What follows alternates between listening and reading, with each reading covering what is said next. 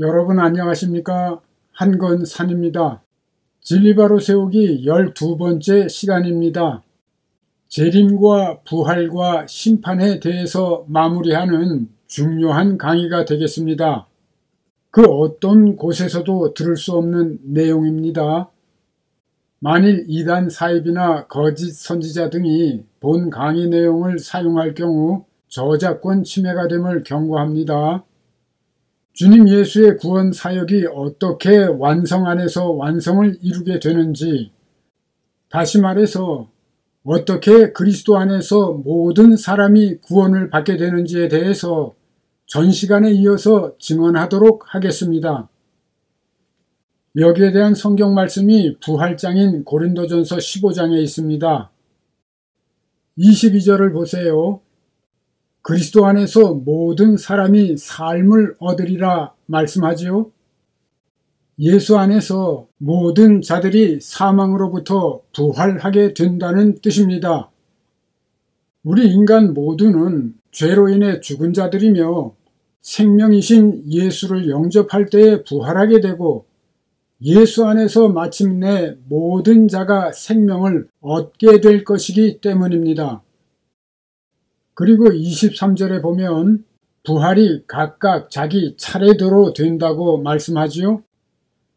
부활이 각각 자기 차례대로 된다는 것은 각 사람에게 있어서 주님을 영접하는 때가 각기 다르고 마지막 날, 다시 말해서 육체의 장막이 무너지며 신령한 몸을 입고 부활하는 날이 각기 다르기 때문입니다. 그리고 이렇게 각각 자기 차례대로 된다는 말씀에 이어지는 후반절을 보세요.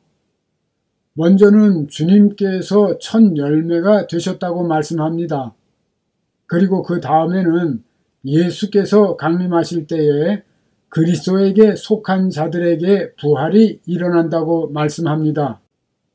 주님 강림하실 때에 모든 자가 부활한다고 말씀하지 않지요.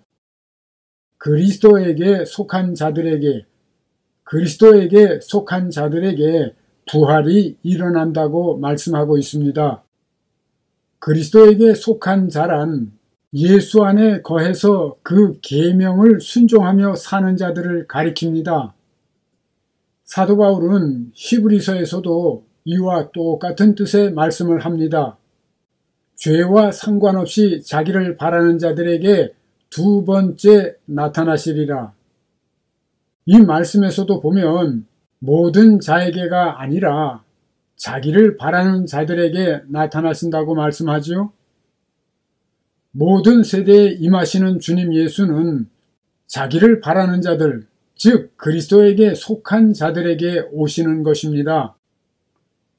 이렇게 오셔서 문 밖에 서서 두드리시는 주님 예수의 음성을 듣고 마음의 문을 여는 자들에게 먼저 영적 부활이 일어납니다. 이러한 부활이 첫째 부활인 것이지요. 특강 39강에서 첫째 부활과 천년 왕국에 대한 증언을 이해하신 분들은 이해가 되시지요? 그리고 이렇게 영적으로 부활해서 왕노릇하던 이들이 마지막 날, 즉 육체의 장막이 무너질 때 신령한 몸을 덧입고 천국으로 들림받게 되는 것입니다.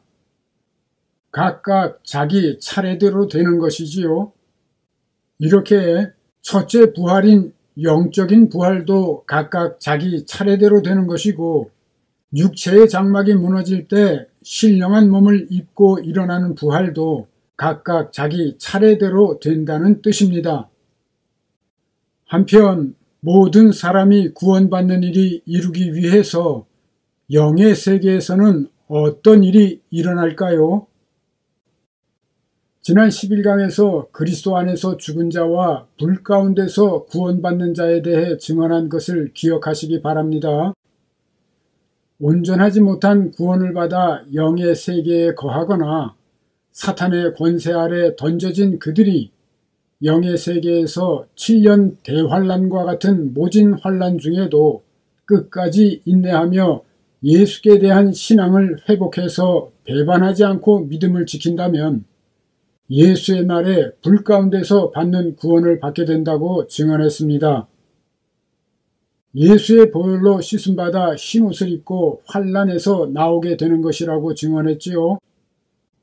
한편 자기의 사역을 완수하지 못하거나 온전하지 못한 자들은 낙원에 들어갔다가도 다시 나와서 자기의 성품이나 능력 등을 닮은 자들에게 임해서 섬기거나 협력하거나 다스리며 온전한 구원을 이루게 된다고 특강 20강에서 증언했습니다.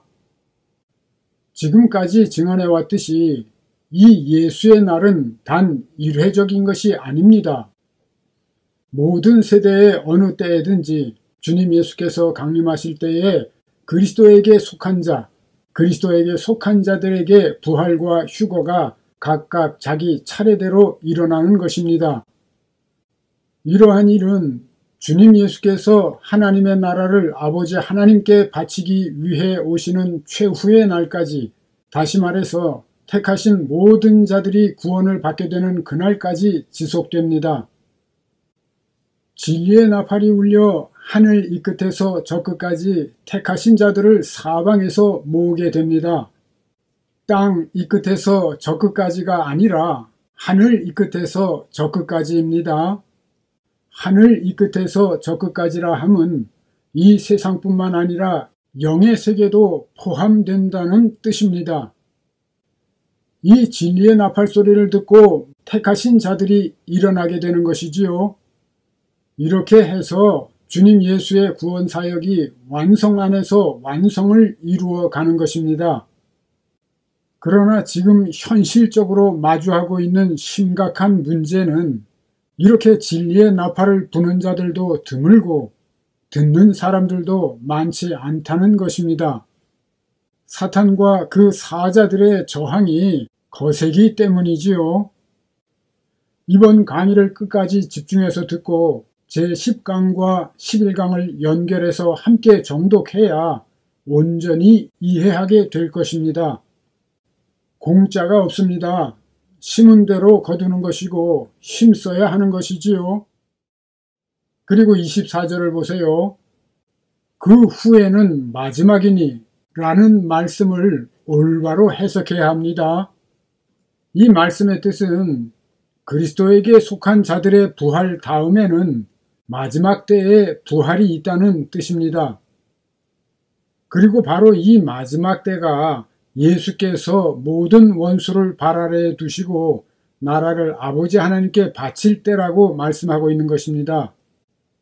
이 때에는 다시 말해서 하나님의 왕국을 아버지 하나님께 드리기 위해서 주님이 강림하실 때에는 모든 육체의 장막이 무너지며 모든 사람이 부활하게 되고 모든 자들이 그리스도 안에서 구원받게 되는 역사가 완성되는 것입니다. 그런데 이 24절에 있는 그 후에는 마지막이니 라는 말씀을 왜곡하는 이들이 적지 않습니다. 그 후에는 마지막이 온다 이렇게 잘못 해석하는 것이지요. 그러나 헬라 성경에는 마지막이 온다 이렇게 해석할 만한 온다라는 단어가 없습니다. 그 후에는 마지막이니 라는 말씀은 그 후에는 마지막 때이고 차례를 따라 그때에 부활이 일어나게 되는데 그 마지막 때란 주님께서 하나님의 왕국을 아버지 하나님께 드릴 때라는 의미인 것이지요. 그리고 이어지는 25절과 연결해서 보세요. 그 마지막 때까지, 즉 모든 원수를 발 아래에 둘 때까지 반드시 왕노릇 하신다고 말씀하지요. 그 마지막 때까지는 각 사람이 각각 자기 차례대로 부활하게 되는데 그러한 부활들이 어떻게 이루어지게 되는지를 여기 25절에 말씀하고 있는 것입니다. 같은 내용이 시편 110편에 있지요. 시편 110편 1, 2절에 보면 주님이 권능의 귀를 내보내시며 원수들 중에서 왕노릇 하실 것이라고 말씀합니다.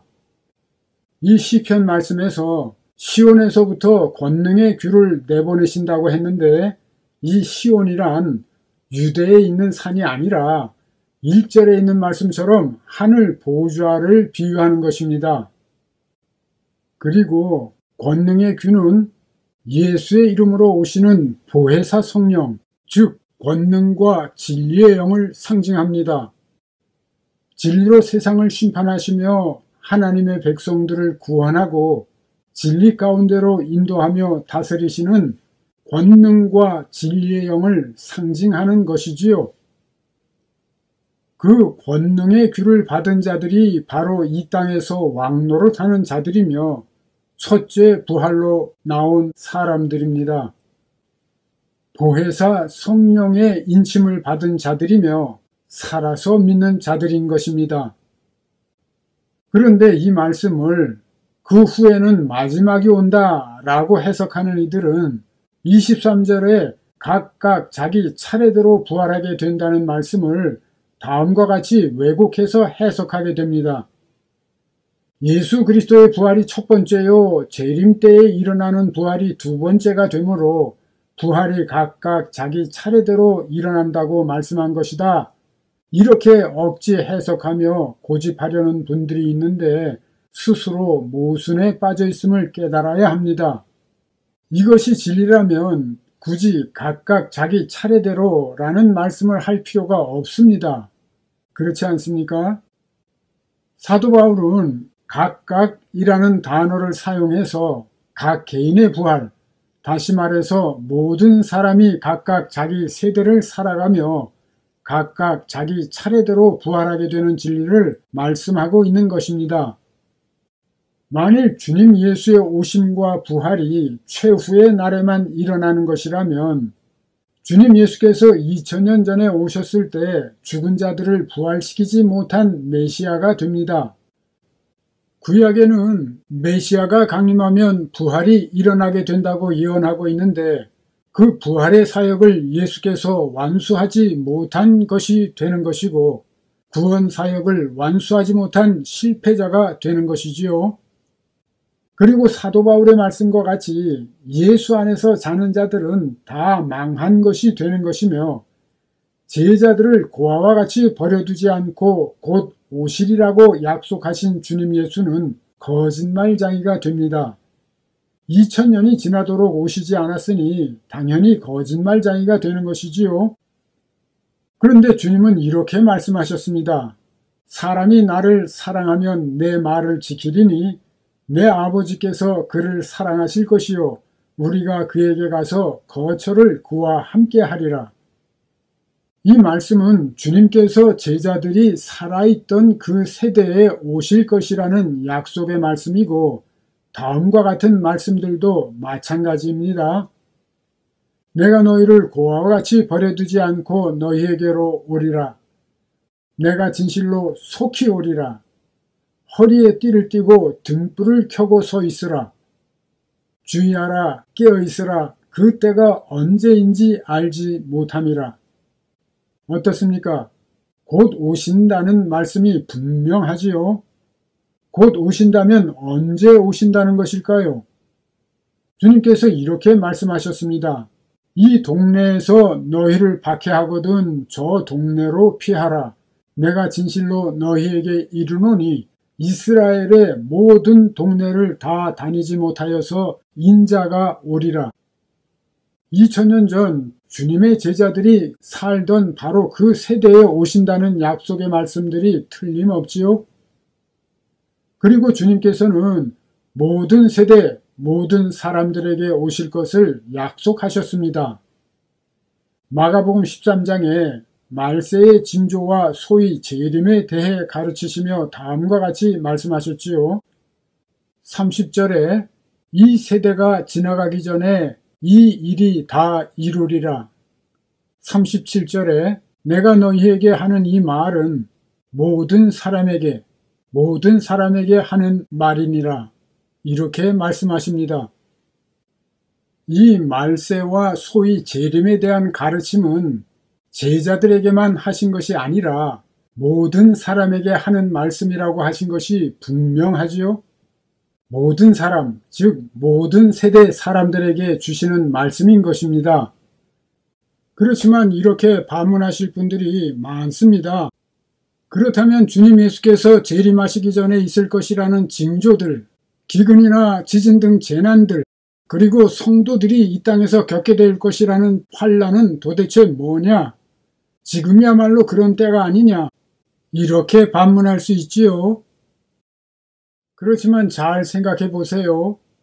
이러한 일들은 천지가 창조되고 역사가 시작된 이후로 반복되어 온 일들입니다.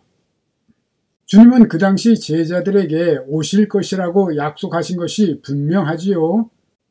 마찬가지로 주님의 임하심과 세상 끝의 징조에 관련된 말씀들도 그 제자들이 그 세대를 살아가며 겪게 될 것이기 때문에 주신 것입니다.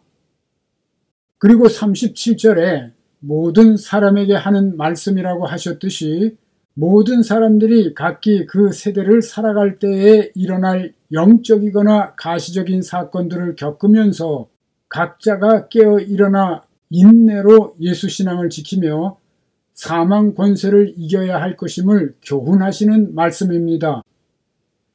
모두가 말세를 살고 있다는 가르침인 것이지요.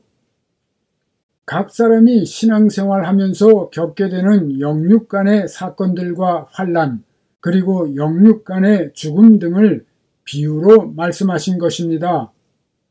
특강 46강과 본강의 제16강 등을 참조하시기 바랍니다.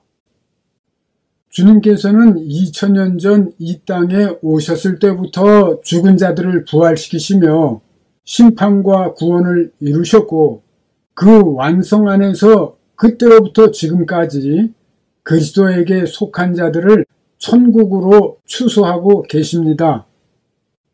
주님 예수께서는 모든 세대, 각 세대마다 오셔서 부활시키시며 심판하시며 추수해 오고 계신 것이지요. 주님께서는 다음과 같이 말씀하십니다. 35절에 보면 사람들은 넉 달이 지나야 추수할 때가 이르겠다. 다시 말해서 추수 때가 훗날에 올 것이다 라고 말하지만 36절에 보면 추수하는 자가 이미 열매를 모으고 있다고 주님께서 말씀하시지 않습니까? 추수란 열매를 거두어 드리는 것을 말하지요. 그리고 그 열매란 부활한 사람을 비유합니다. 그 부활한 사람을 천국으로 들림받게 하는 것이 추수인 것이지요.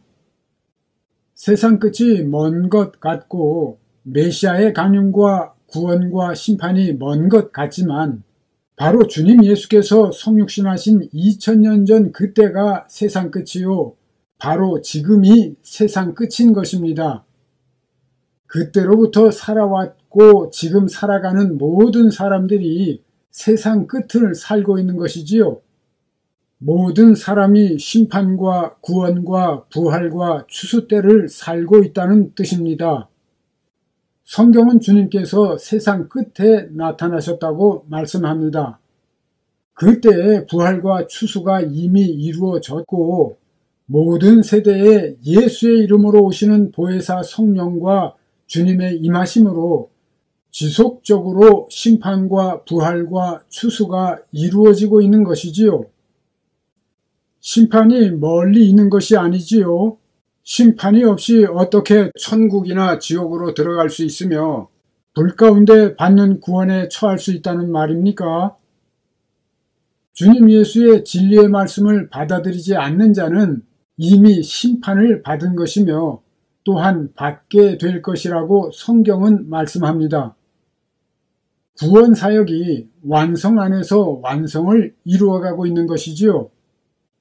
이와 같이 완성 안에서 완성을 이루어가는 진리를 따라 다음과 같은 말씀들도 그리스도 안에서 모든 사람이 구원을 받게 된다는 말씀과 일맥상통하는 말씀들입니다. 디모데전서 2장 4절에 하나님은 모든 사람이 구원을 받으며 진리를 아는 데 이르기를 원하시느니라 말씀합니다. 모든 사람이 구원을 받는 것을 말씀하지요. 만일 사람이 죽은 후에 잠자는 상태나 멸절 상태가 된다면 예수 믿지 않고 죄악 가운데 죽은 자들은 이미 멸망받은 것입니다. 그런데 어떻게 모든 사람이 구원을 받으며 진리를 아는 데 이르게 될 수가 있다는 말일까요? 로마서 11장 36절에는 만물이 주에게서 나오고 주로 말미암고 주에게로 돌아감이라 이렇게 말씀합니다. 만물이란 인간을 포함한 모든 피조물을 가리킵니다. 만물이 주님께로 돌아간다는 것은 모든 사람이 구원을 받게 된다는 말씀 아닙니까? 어떻게 이런 일이 가능할까요? 이러한 말씀들이 이루어지려면 지금까지 증언한 대로 모든 사람이 각각 자기 차례대로 부활하게 되고 영의 세계에 있는 자들에게도 부활이 일어나야 하는 것입니다. 그렇지만 사탄과 그 하수인들은 기회가 없습니다. 사탄과 그 사자들을 위해서는 영원한 불이 예비되어 있다고 주님 예수께서 말씀하셨지요. 우리 주님 예수 그리스도의 말씀에 주목하시기를 축복합니다. 이르시되 추수할 것은 많되 일꾼이 적으니 그러므로 추수하는 주인에게 정하여 일꾼을 보내주소서 하라.